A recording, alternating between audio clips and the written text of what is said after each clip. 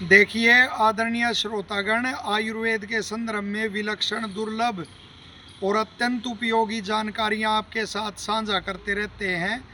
तो उसी कड़ी में एक और जानकारी आपके साथ साझा कर रहे हैं। जो मूंग की दाल होती है उसका बड़ा विशेष महत्व है। और जो हरे रंग की छिलका सहित मूंग की दाल होती है, तो यहाँ उसी से तात्पर्य लेना चाहिए जो गुणों का हम यहाँ प्रकाश डाल रहे हैं। तो आयुर्वेद के जो ऋषि हैं वो इसे दालों में श्रेष्ठ बताते हैं। यानी कि मूंग की दाल है, सभी दालों में वो श्रेष्ठ है। जैसे कंदों में अदरक को श्रेष्ठ बताया है, लवणों में सेंधव लवण को श्रेष्ठ बताया है, तो दालों में जो मूंग की दाल होती है वह श्रेष्ठ होती है। और साथ ही देखिए जो रस में यह कषाय और मधुर होती है और शीत होती है, तो इसका जो वो होता है प्रभाव होता है शीत होता है। तो और साथ ही यह पित्त को और कफ को शमन करने वाली होती है। शीत इसकी विशेषता देखिए आप, बहुत कम द्रव्यों में ऐसी विशेषता होती है कि शीत जो द्रव्य हैं वो कफ को बढ़ाते हैं, लेकिन क्योंकि यह कषाय है तो यह उसको कफ को कम करती है। और साथ ही कषाय और अपना मधुर और शीत होने के कारण यह पित्त का भी शमन करती है। तो यह पित्त और कफ का शमन करती है। और साथ ही आयुर्वेद के ऋषि विशेषता बताते हुए इसकी क्या कहते हैं, वो तो विशेष एक ध्यान देने योग्य बात है कि जैसे मटर, चना, मसूर आदि वात को बढ़ाने वाले होते हैं, इस रूप में यह वात को भी नहीं बढ़ाती, अतः इसको श्रेष्ठ माना गया है। और आप देखेंगे कि बीमारियों के अंदर, व्याधियों के अंदर, चाहे आप टाइफाइड को लीजिए तो वो मूंग का वो बनाकर पतली दाल बनाकर मूंग के यूष का उसका प्रयोग किया जाता है, या मूंग की पतली दाल का रोगी की अवस्था अनुसार उसका प्रयोग किया जाता है।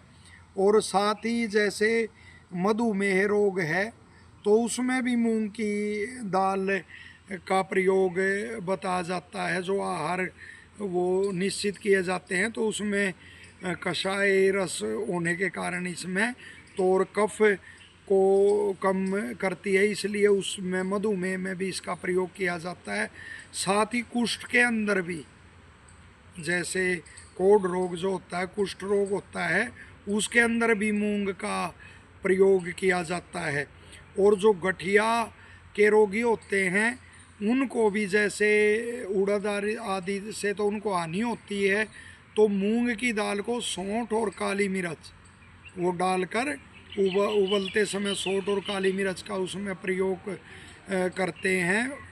उबालने के लिए जब वो तैयार की जाती है तो सौंठ और काली मिर्च डाल के जो दाल बनाई जाती है मूंग की, तो गठिया रोग जिसे होता है तो उसके लिए भी बड़ी अच्छी रहती है। साथ ही जिसको भूख नहीं लगती, क्षुधा जिसकी समाप्त हो गई है, तो जठराग्नि को दीप्त करने के का भी यह काम करती है, क्षुधा को बढ़ाती है, तो तब भी इसका सेवन करा जाता है। और विशेषता इसकी देखिए कि जो कृशकाय हैं, क्षीण काया हैं, दुर्बल शरीर वाले हैं, तो उनको बृंगण वो प्रयोग करने के लिए, उनमें उनका मांस बढ़ाने के लिए ऐसे द्रव्यों का प्रयोग करना चाहिए जो लघु भी हों और वो बलवर्धक भी हों, धातुओं को पुष्ट करने वाले हों। तो उसमें मूंग की दाल और जैसे चावल है तो उनको पकाकर और घृत डालकर उनका सेवन जब कराया जाए तो बल की और धातुओं की वृद्धि निश्चित तौर पे होती है।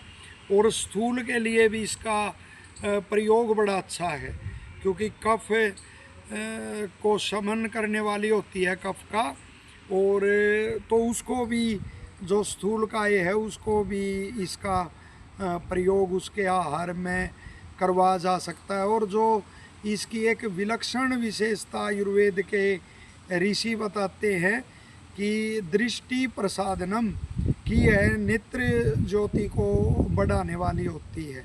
इससे नेत्र ज्योति भी बढ़ती है, नेत्रों की शक्ति बढ़ती है। अतः अपने आहार में एक समय अवश्य प्रतिदिन मूंग की जो हरी दाल होती है, हरे रंग की मूंग की दाल होती है, उसको अवश्य सम्मिलित करना चाहिए और निश्चित तौर पे आप इसके लाभ देखोगे। तो ऐसी दुर्लभ जानकारियाँ आपके साथ हम साझा करते रहेंगे। वीडियो अच्छी लगती है तो इसको आप लाइक अवश्य करेंगे, और चैनल को आपने सब्सक्राइब नहीं किया है तो ऐसी दुर्लभ लोकोपकारक जानकारियों के लिए आप चैनल को भी सब्सक्राइब करेंगे। सबका धन्यवाद, सबको शुभकामनाएं।